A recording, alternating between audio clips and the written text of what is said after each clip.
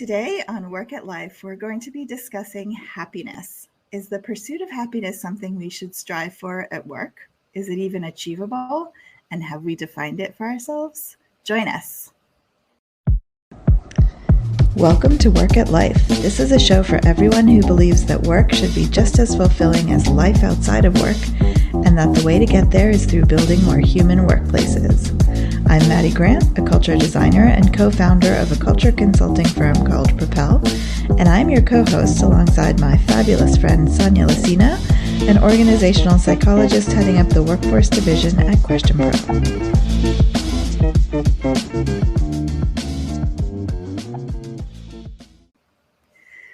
All right, well, today you have me, Maddie Grant, and Sanja, just the two of us, no guest today, but this is going to be one of our special episodes where we just dig into one topic that we're interested in, of which there are millions. But for today specifically, we're going to be talking about happiness. Like we thought this, we've talked before about how we're both optimistic, right?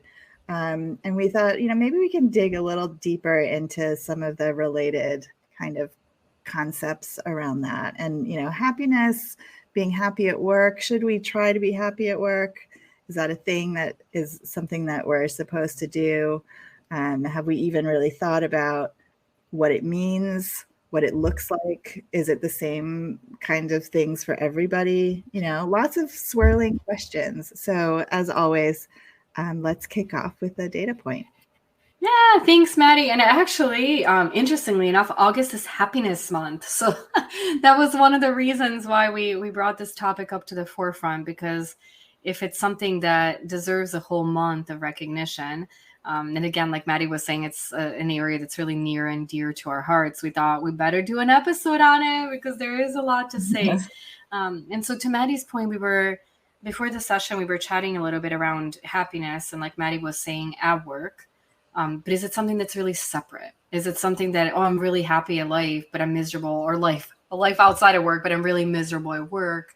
There's so much blend there, and there's so many emotions that really transcend between the two, that we ask people, even, just to start in general, like, do you feel happy?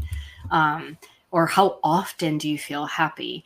And what was interesting too is when you think about a Likert type scale, so we went from I feel happy all the time, not quite all the time, but I often feel happy. I feel happy more often than not, all the way down to I feel down almost always or always. And usually in these kinds of surveys, you strive for how can I get 100% on the top score? And in this case, I feel happy all the time. 19% of people said that. And not quite all the time, but I often feel happy was 18. And I feel happy more often than not was 24. Fortunately, only 7% of people said that they feel down almost always or always. Now, that really, got us thinking that, is feeling happy all the time realistic? Is that even something we should be striving for? I mean, the amazing thing is that 19%, we surveyed 600 people across the US, and 19% said that they feel happy all the time. And I feel like that's an incredible achievement, because life is tough. And there are going to be moments like you're going to get bad news. Something bad's going to happen with your family, with your work. Like life has a lot of ups and downs. And one of the things to think about is that feeling happy, feeling fulfilled is so important for our well-being. But I think also feeling or being realistic about how often you can feel happy is just as important, because putting this pressure on yourself to feel that emotion all the time, I think is gonna leave us in a place where we're saying I'm doing something wrong and I don't know why I'm not always seeing the world in a positive way. Where maybe, Maddie, to your point of that pursuit of happiness is really, how do I feel happy more often than not? How do I help myself see situations differently? What are the things in my life when I'm not feeling particularly happy? What can I do differently to have that sense and have that feeling? And I think that for, I'm thinking of different like Hallmark cards or different sayings, on Pinterest that you might see. And one of my favorite ones was that, happiness is the journey. It's not the destination. And you don't arrive to happiness, because one day it could be things could feel phenomenal and so good. And I know, to me, usually when that happens and when I'm talking with others or we're celebrating something, I'll say, hold on to that feeling. Go out and enjoy it and celebrate it and take it all in, because we know life is not always like that. So those moments that you just feel that joy, you feel elated, you feel happy, I think those are the moments it's even more important to like actually embrace it and just like shout off the top of the rooftops and say, yes, I love this moment and I want to hold on to this moment and remember this feeling as long as I can. Yeah, totally. And I actually, I think it's common sense that it's not possible to be happy all the time. And we don't even necessarily want to be happy all the time, because if we did, there would be no difference between being sad and being happy, right? Like you need sort of the downside for the upside. You need the black for the white, or vice versa. And so I think we know that, but at the same time, it feels like in terms of like, work and life, it feels like we're so busy kind of trying to think about all the other things that work can bring you. Obviously, a good salary, like things like that. But maybe we've kind of lost the perspective about the actual pursuit of happiness, and how, being able to really define what that means in a work setting, like fulfillment or purpose, or, there's a whole bunch of contentment, stability. There's a bunch of different words that are related, but not the same as happiness. And we, of course, that you can feel happy around friends and colleagues, so other people and that energy. But it's like, maybe it's worth just taking a step back just for yourself and thinking about, what makes me happy. And actually, I just thought of a really awesome exercise. So this is related to the DISC assessment, which is like a, communication style that many people have heard of. But one of the ways that, and so there's 4 different communication styles in this DISC assessment, the DISC. And I'm not going to go into the specifics because my point is not about that. But one of the questions that I can ask when I don't know somebody's style, in order to find out what their style is tell me what your best day at work looks like. And we did this exercise, we do this in our workshops, and it's so interesting because you might have 2 people on the same team that do pretty much the same work, but for one person, their best day at work involves collaborating with other people and getting ideas and brainstorming and and having time to go have lunch with a friend and all of those kinds of things.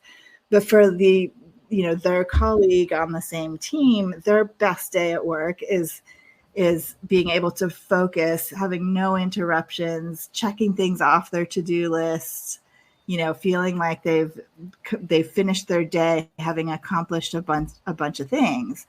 And so it's like 2 completely different styles, right? But at the root of it, your best day, it's like what makes you happy, right? Yeah. Ultimately. And of course, there's many things that can fall under that, but I just find that so interesting. Yeah, I love that. And I was trying to, as you said that, I was like, oh goodness, like what does my best day look like? And I know going through exercises, and I love being with people. I love, like, that's why like my calendars are always full of meetings. It's not because I have to, it's because I chose a job that, asks for that.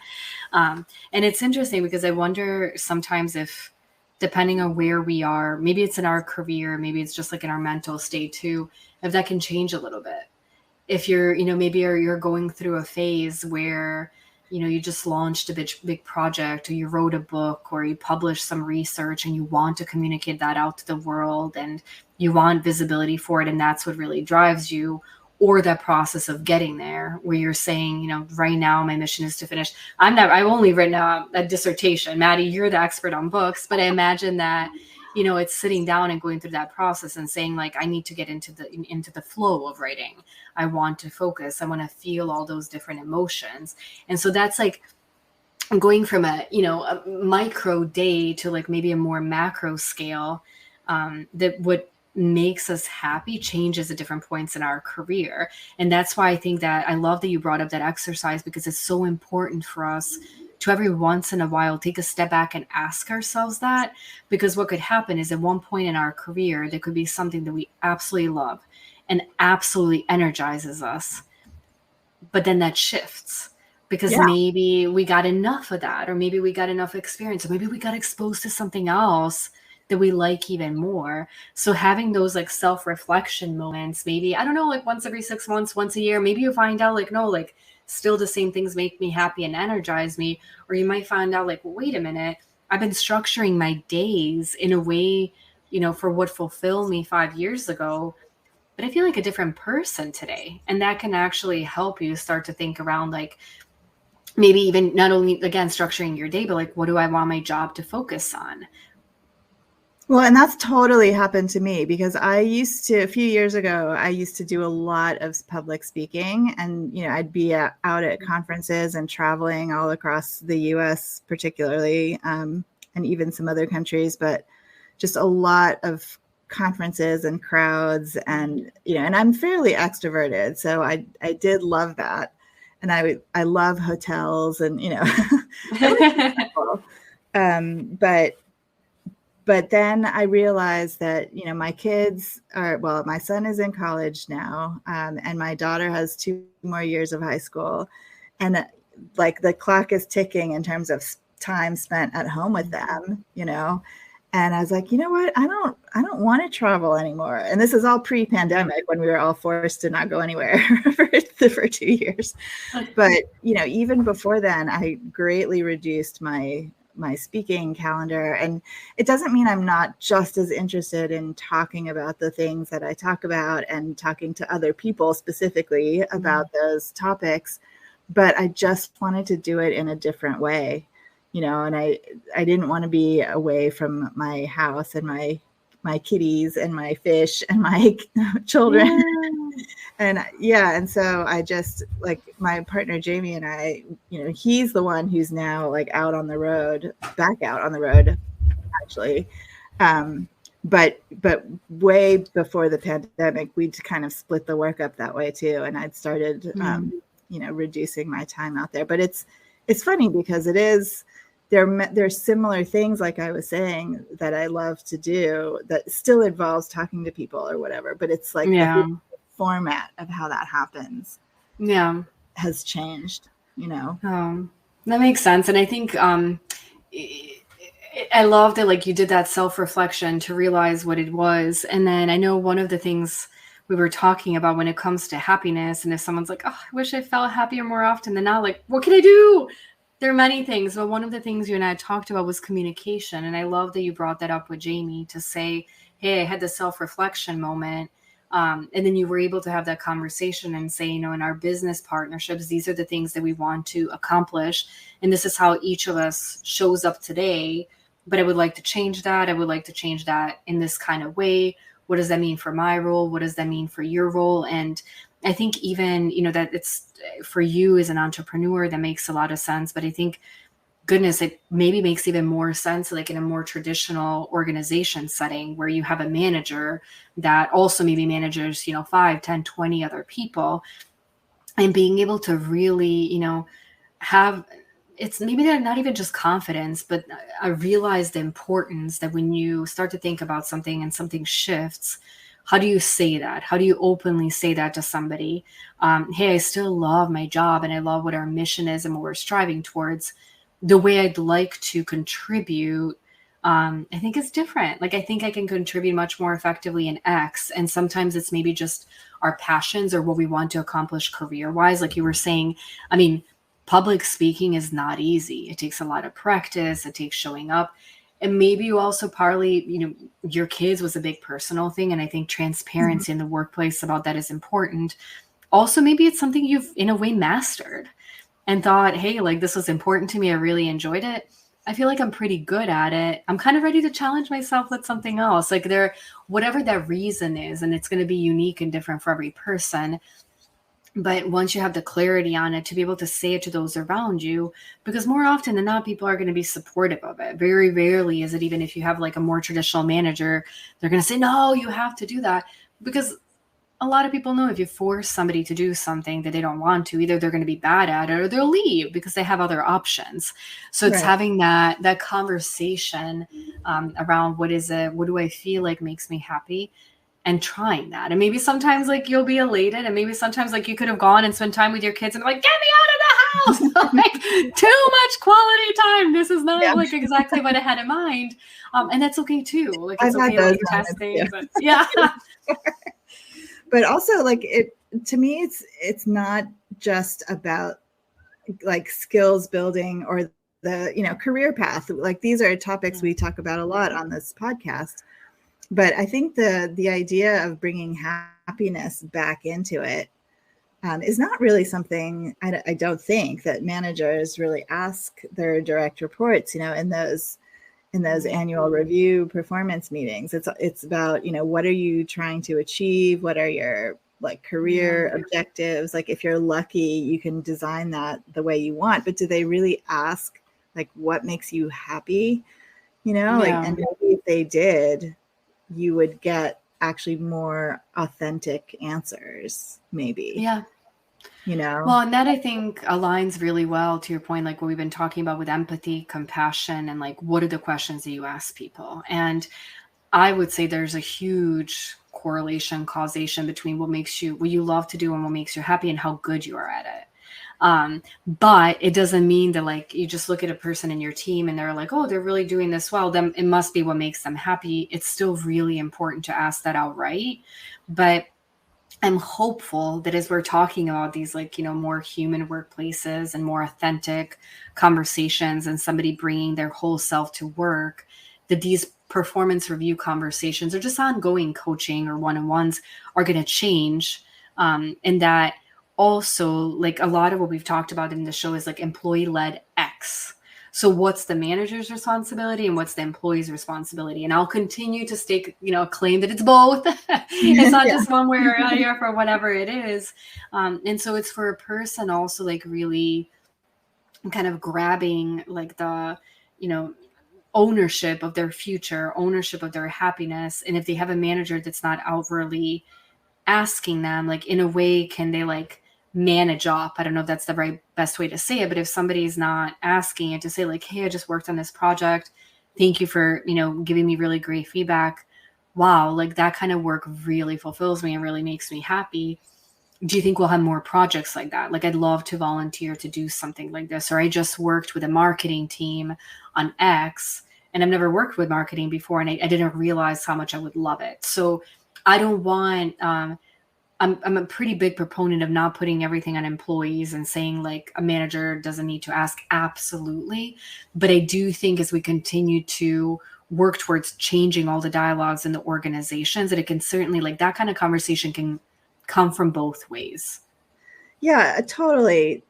And I love what you're saying about making it just more visible. So it's not even just a conversation between one person and their manager, but like in a team, could you have those conversations?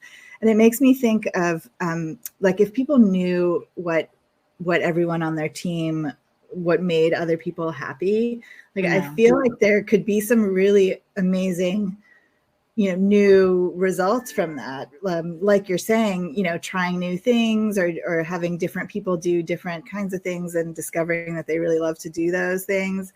But it makes me think of a personal story where I was basically spending time with my mom because my dad passed away last year. And she, I spent a lot of time with her. And there was one particular day when she said she was just really sad and like really unhappy.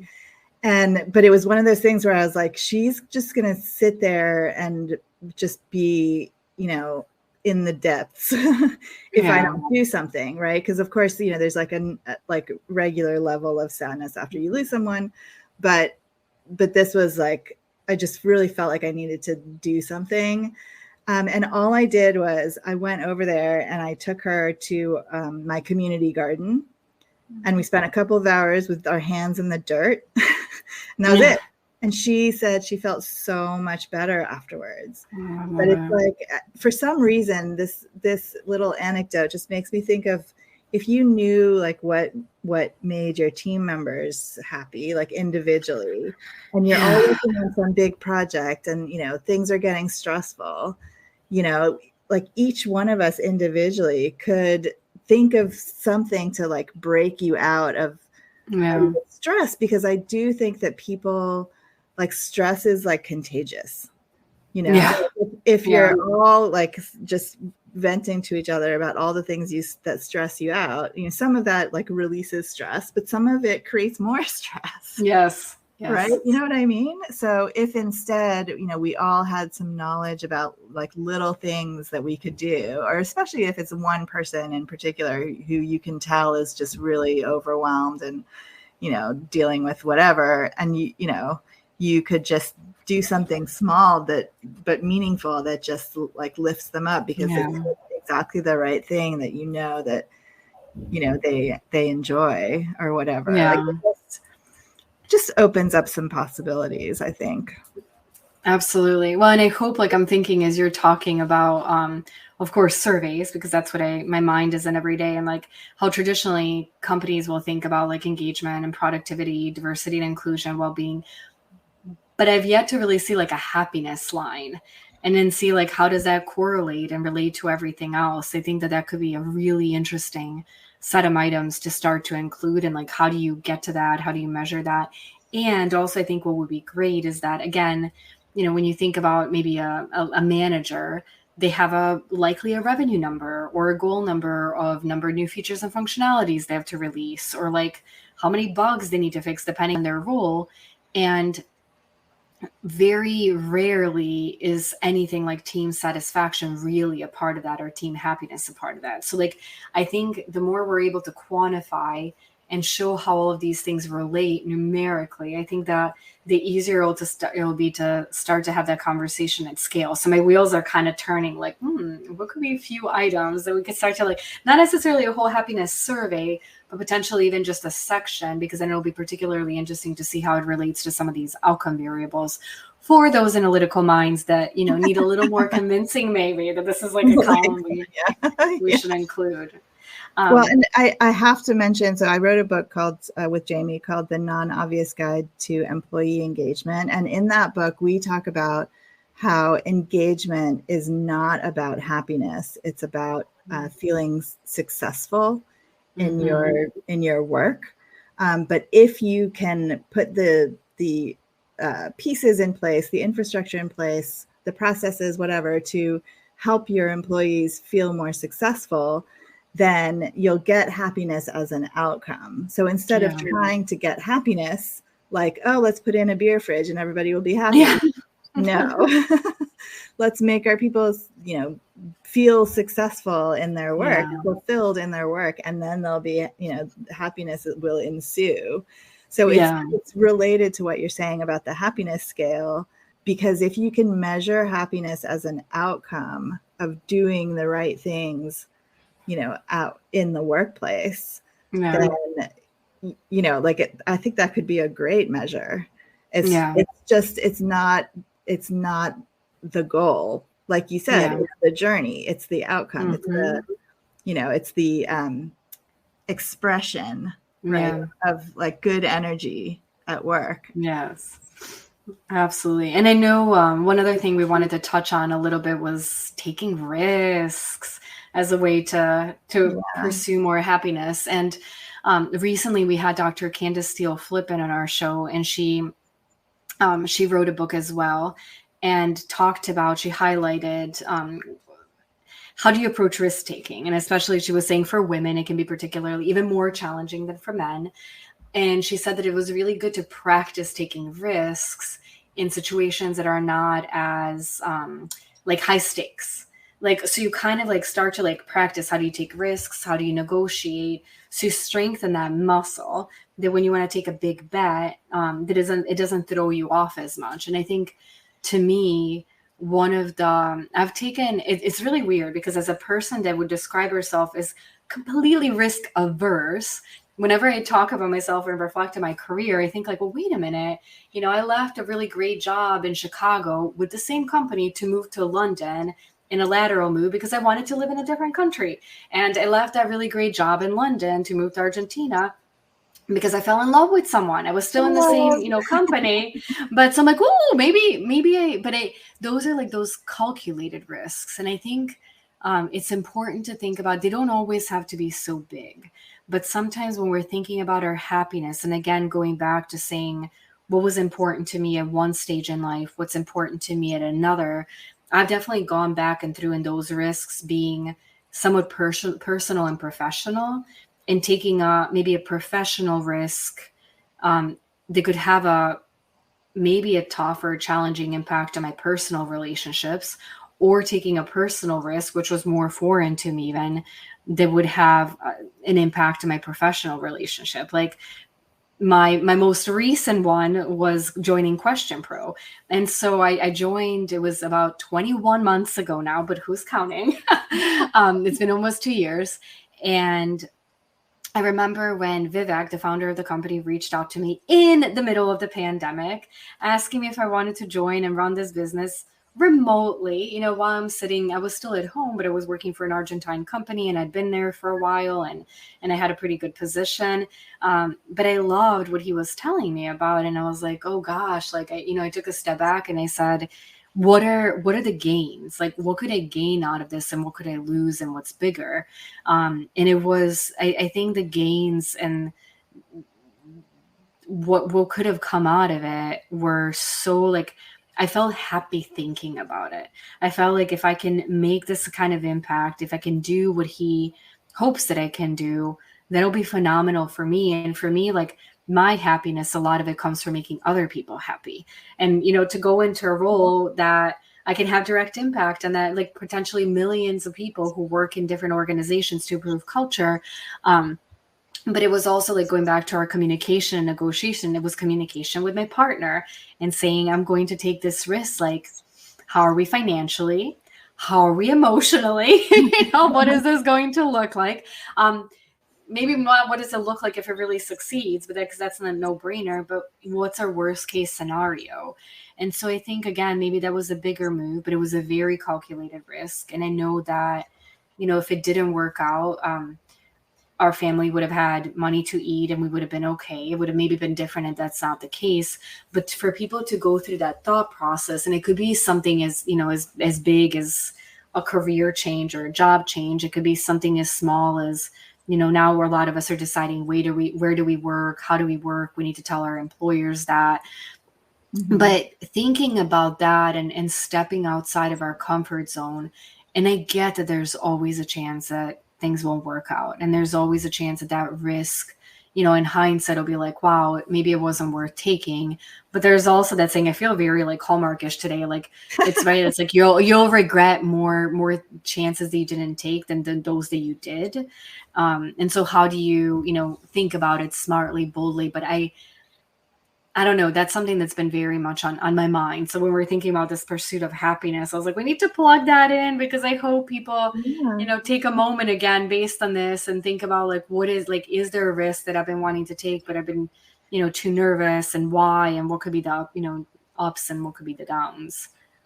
Well, and I do think people often not necessarily overthink, but they maybe downplay the happiness factor. Like the individual personal happiness, like doing this new thing would really make me happy. Like, I think they don't say, that they try and think of all the factors, like the pro list and the con list, right? Like on your piece of paper. But when, at the end of the day, your gut is saying, I really need to do this, Yeah.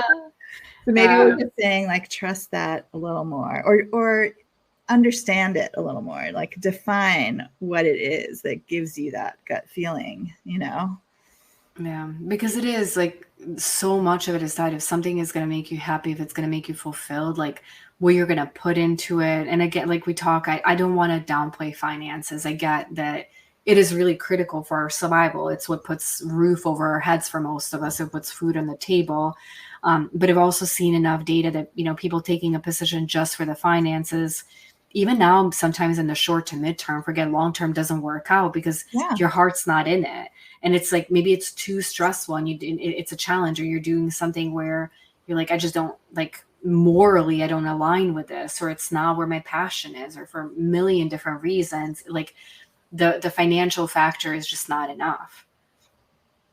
Well, and there's also, this is a rabbit hole we won't go down, but there's also resources. Like when I was looking at, college scholarships and stuff like that with my son, that we found a bunch of them that they're looking for people to hand out money to, right? Who fit certain criteria of whatever it is that, these scholarship places are looking for. But the point is, there's opportunities out there. And I think the finances conversation can shut it down before you even try sometimes.